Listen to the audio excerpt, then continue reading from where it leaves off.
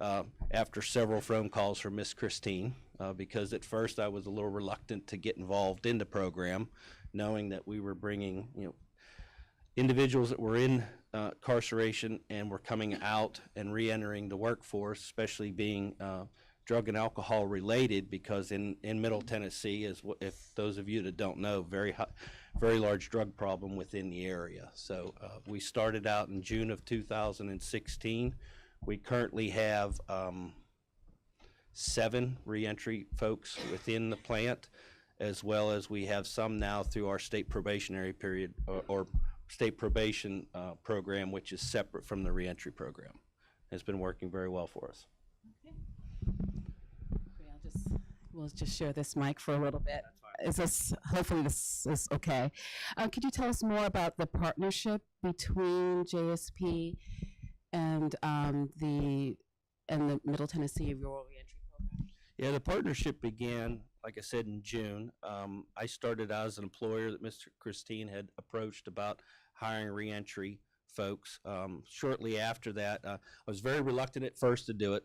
Attended one of the reentry graduations. September of 2016, became one of the board of directors for the Middle Tennessee Rural Reentry, have been part of it ever since. The program has worked very well. I go and I actually get to speak with each individual class that goes through. We have a men's class going on right now, which I'm scheduled to speak with next Thursday the 7th. The last class was a female class. Rotates between men, women. They keep them separated, but each class is different. Total of 8 individuals per class. In terms of what the program has done for JSP, like I said, we've gotten some very good qualified workers out of it. I have zero, my turnover rate with individuals off the street was 50%. I couldn't keep anybody in the plant. We work a set schedule. They know their schedule for the whole year. Through the reentry program and the state probation, I'm at 22% turnover. So it's a big difference in how it's been working for us. Not everyone has been successful, to be very blunt. We've had one fallout, but the remaining has been very successful. Miss Haley has been remarkable for us. She's done very good from the get-go. She can share this, but I'll share it as well. She's worked her way up, started out as a temporary employee, has worked up to full-time, and just recently on Tuesday was promoted within the plant to a quality auditor now. So she's no longer a production team member. And she did keep it quiet for me because I asked her to wait until we got up here. Congratulations, Haley. Could you tell us a little bit about yourself and your experience in the program? Is that one working? Can you hear me? No. Can you hear me now?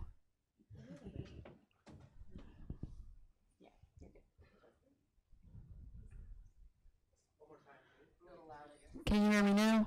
Is that better? Okay. Okay.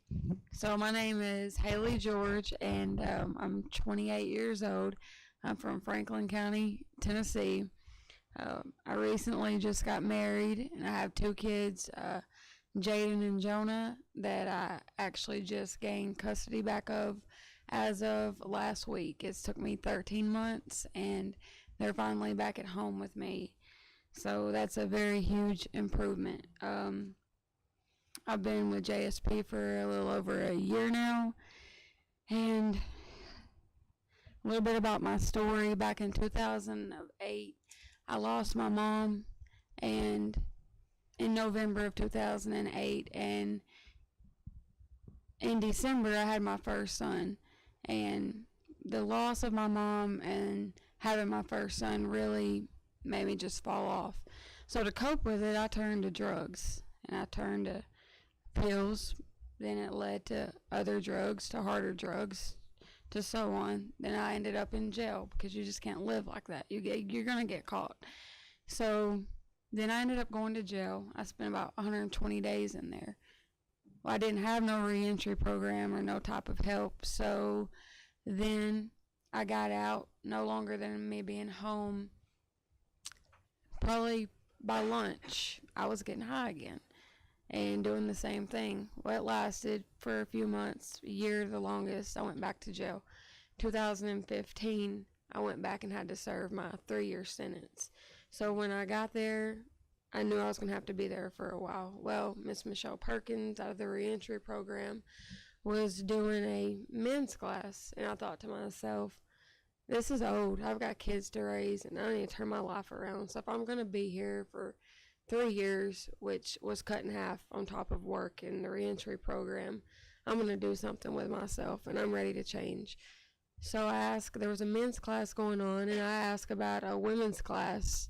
And so there's not a lot of women in our jail, so they had to gather up a bunch of women to have the class. So by 2016, I started the class, and I was already working I worked 7 days a week in the kitchen.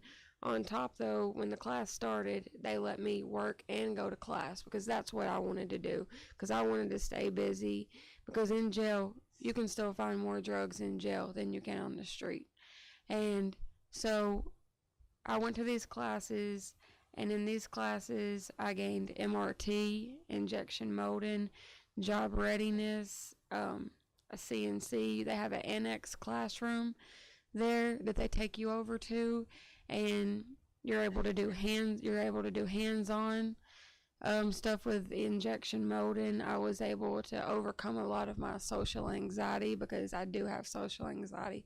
So this is a very big deal to me to speak to y'all today. So they have helped me come a long way. They also helped me while I was in the reentry program, line me up I had to get my license back. They made sure that I had my license. Well, they had made sure I had like my birth certificate, photo ID, everything that I needed lined up. I was lined up for the interview with Scott almost a month before I ever even got out of jail. Miss Michelle, Mr. Dale, and Miss Christine all stood behind me and believed in me. They never judged me for nothing and had faith from day one because they didn't know if I was going to go out and do right. But they had faith in me, and when you have somebody that has faith in you, it helps you to want to push harder. And so after that, they helped me do all that. So then when I got out, and I got to go to JSP and meet with Scott, that's when I started up my interview process with him, and then that's when I got into the JSP industry and going from there. But that's just a little bit about me right now and a little bit about the reentry. I'm sure I'm left off something about the reentry program. Also, they have stood behind me since I left. One thing about the reentry program, you sign a lease for 1 year to stay with them. They stay in contact with you, on paper or not. And I flattened my sentence and came out with no paper. So really, I didn't have to listen to them, go talk with them or anything.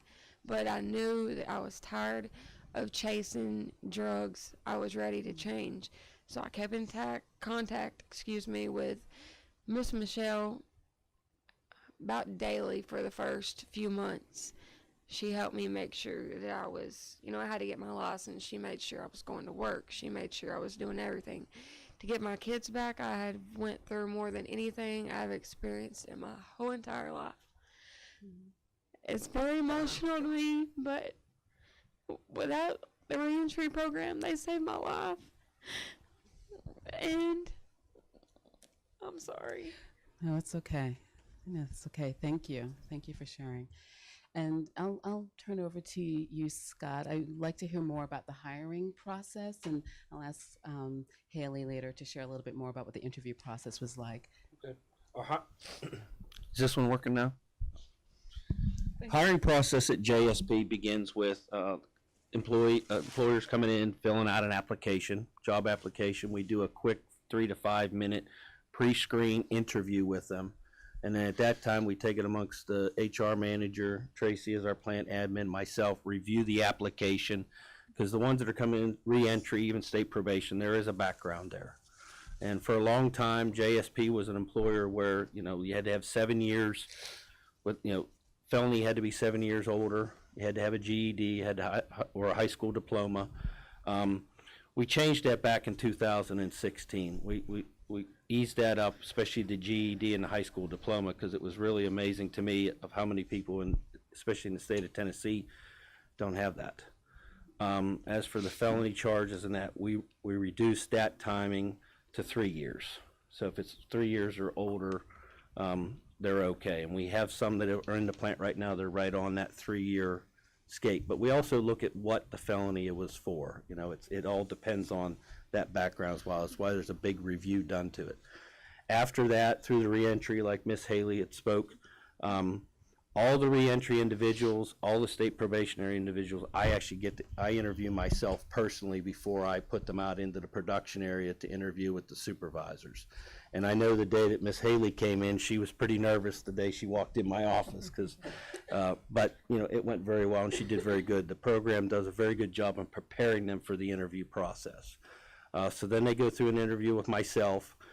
After that, we assign them to a shift, one of our shift supervisors. We have 4 shift supervisors.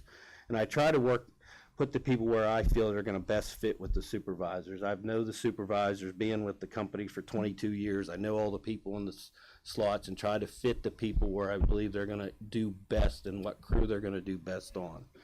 They come in, interview with the supervisor, and then all the individuals through the reentry program we bring through a temporary agency. I've worked a contract with a temporary agency to work that first 90 days through temporary agency that vets out all of the background stuff for me in terms of they do the drug tests, the physicals, they do all that for me. We work them through the 90 days, and then once we determine that, hey, we want to hire them on full time, then I just immediately bring them on full time and give them their benefits right from there, since they worked 90 days through the temp agency. It's an easier cut coming through the temporary agency, especially in Tennessee, in terms of if someone's not working out for us to release them, than it is from the full-time stance. And then they go through their probationary period, get hired on full-time, stay on a crew, and then their benefits begin at JSP. We have a tuition reimbursement program up to $8,000 a year for all of our hourly employees that can go to school that we will pay. As long as they maintain a B average or better. I've also extended that out to all of the employees, that anyone who doesn't have their high school diploma or GED, a lot of them say it's a money thing. They don't have the money, they can't afford to go and take the GED and get the class. So I've extended that offer out to them, say, I'll pay for it. JSP will pay for it if you go get it. What else am I missing? There is a lot. I can talk for a long time. No, and then thank you I appreciate you going into that level of detail. That's really helpful to know. Haley, could you I'm describe? sorry. I'm fine. It's fine. a little emotional. No, that's fine. And just wanted to hear more about what the interview process was like from your end, what the preparation was like, and tell us more about that. Okay, well, when I first went into JSP, of course, I was very nervous. I'm a very shy, I don't like to talk a lot, so it took me a lot just in Mr. Dale to get up in the reentry program to even do my speech. I always wanted to go last, but they helped me get to where when I went in and talked to Scott, I was ready. We did mock interviews with a reentry and all that, so I was ready. So when I went in and I spoke with Scott, the biggest thing, and I'll never forget it, I was never treated any different. Knowing that I have a felony background, knowing I have a bad background history, I was never judged. I was never looked at. He never snarled his nose up by just knowing that the person in me. Scott does not treat me like I'm just some number out at that plant. He treats me like I am a regular human being and with respect. And I sat there and I interviewed. I was honest with him. He listened to me. And I can honestly say that was the best interview I have ever went through, and Scott is the same person I met that day that he is today. And the same with everybody out at JSP. I've had more support with JSP and the company and the reentry program on top of my struggle, my kids, everything that I've went through. I have probably more family out at JSP than I can actually say I have out at home and with the reentry program. So it's very awesome. But like I was trying to say before I got really emotional, the reentry program and JSP have changed my life because I was able to come out of jail with a structure. That's the main thing. When you're an addict, if you don't come out into a structure and have a job and know every day that you have to go to work and what you have to do, then as speaking from an addict, you'll go and chase that next high or whatever your drug of choice is. But instead now I'm trying to chase them paychecks because I enjoy it. I love it. So, and it's been a wild year for you. I mean, it's, when you kind of casually said that you're doing CNC and injection mold, like, had you ever thought about doing anything like that? And were you intimidated when you started the training?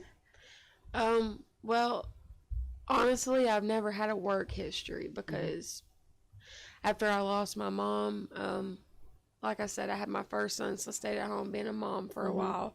And which was no excuse not to go get a job, but at that time you don't care about what's supposed to come first. So when I came into there and I got the experience of working hands-on with injection molding and doing the CNC and then just learning, like, even my recovery I was going through, it was huge. But like where I am now, I don't know why I would have never expected it. I guess because I've just never successfully been anything but a blur is what I pretty much was.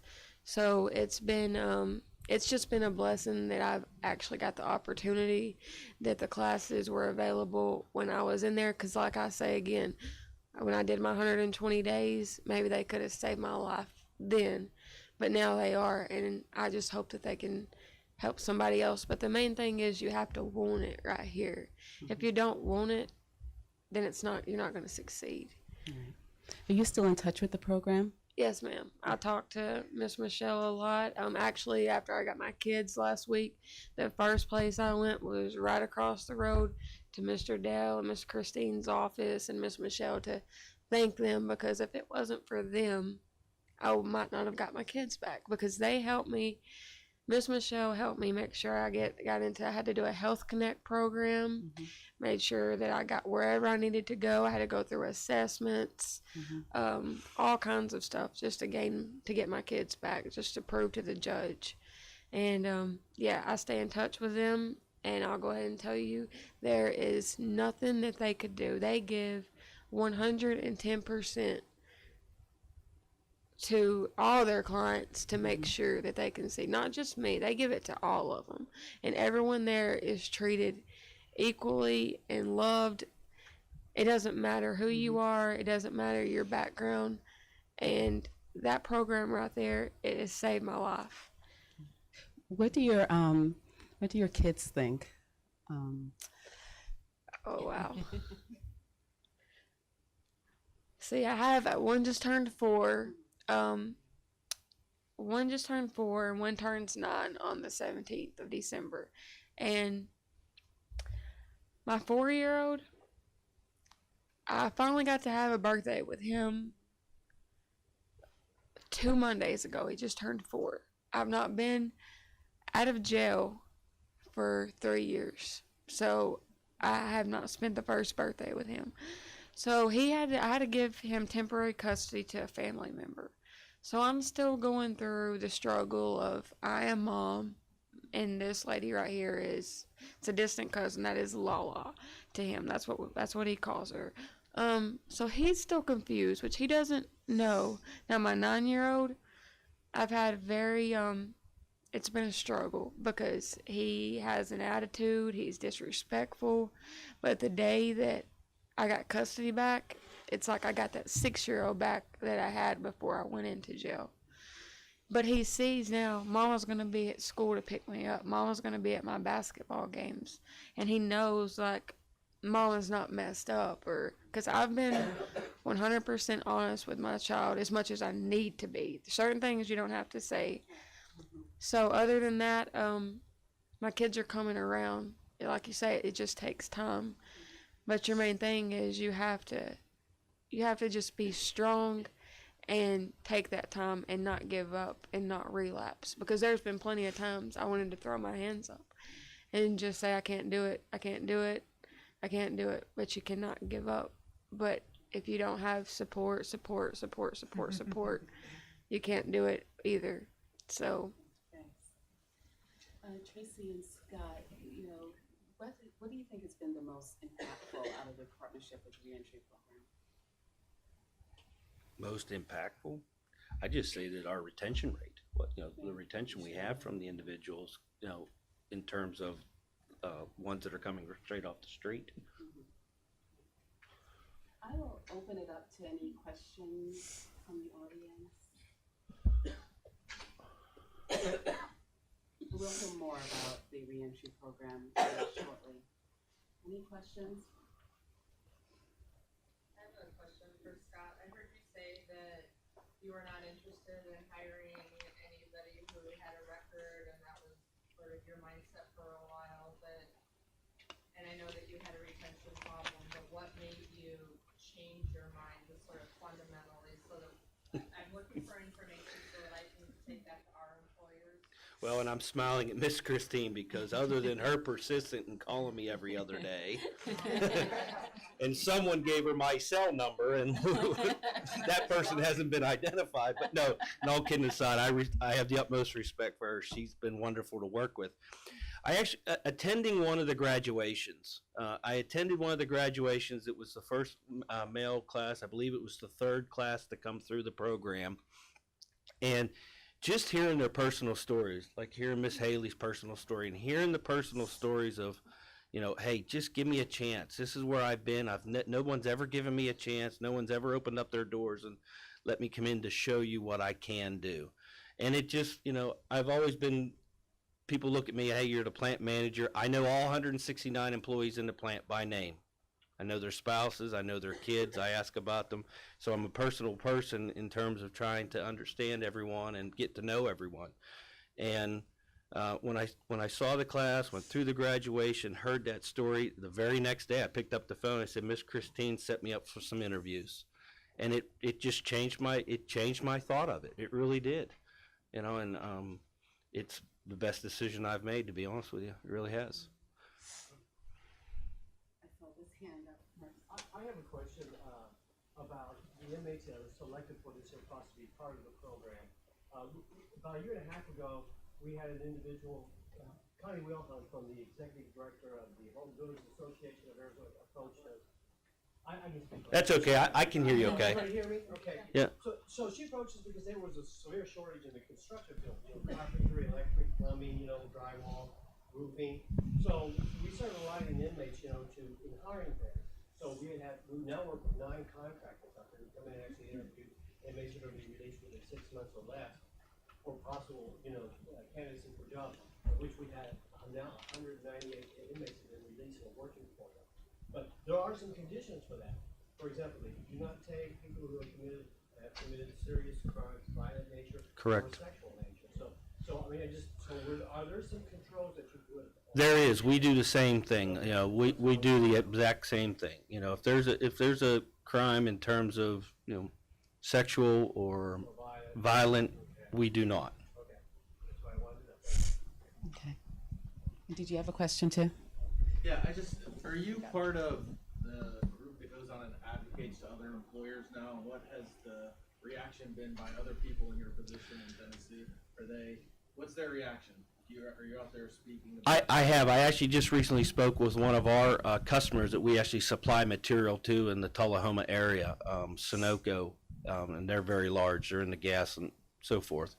And Sunoco is very interested in it. They're having the same struggles that we're having in terms of retention, but they're very interested in going into it as well. And I believe they've already reached out to Miss Michelle and Miss Christine, and they're going to attend one of the graduations and want to be part of the program as well.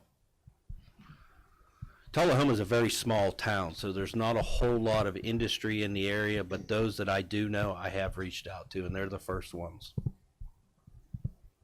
Yes. I just want to confirm, did you say the first interview is actually in custody? We have done first interviews in custody, that's correct. I have gone to the Justice Center or out to the reentry and have had the interviews right there on site. We have also, there has been 2 occasions, I believe, Ms. Michelle, that you've accompanied someone to the plant, that it was still, but she brought them to the plant for the interview, not only with myself, but with the supervisor, knowing their release date, and then knowing when we would have our next new hire orientation. So yes, I've done both. And what, maybe, if you can't answer this, maybe they can. At what time frame was that interview taking place prior to the release date? I believe this last one that we just did, she was within 6 weeks of being released. I believe she was within her last 6 weeks of being released. And the one before that, that I interviewed right there on site, was the week before graduation. And the timing just worked to where, hey, I still had an opening. We had an orientation coming up 2 weeks later, and it just worked out. You know, we're, like I said, there's constant communication between all of us. Kind of curious, why was your retention rate so low for regular employees coming from the community? Oh, so high. Well, with the 3, honestly, and I hate to 3% unemployment rate. The individuals that were coming through, we were working with the Career Center in our town, and the Career Center, the unemployment office, they were required to come for interviews, do that process to continue to get their unemployment benefits. And a lot of the folks were coming in, we were having trouble finding people that were willing to work night shift, willing to work day shift, heck, just willing to work a Saturday. You know, we're a 7-day operation.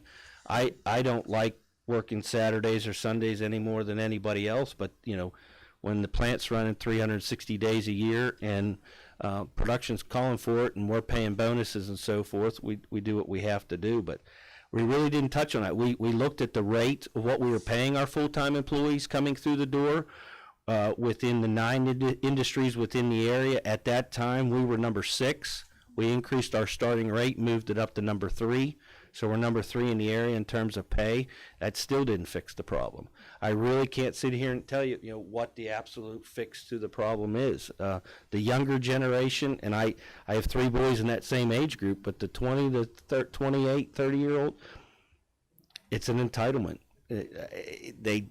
It's terrible for me to say it, but they just don't want to work. We work a schedule that is, they basically work six months out of the year. They work 14 days a month with the 12-hour schedule. They could work a second job if they wanted to, and it's just getting them to work. And I hope that answered your question. But have you been able to shape some of the curriculum that's taught in the correctional setting so that the skills learned are helpful to your plant operation? have not. And like I said, I've only really been a part of it just over a year now, but I know that Miss Christine and I have had some discussion in that and looking at what further we could do in addition to, or maybe including injection molding, but we've not done that yet. All right, if there's no other questions, just please join me in just thanking our panel.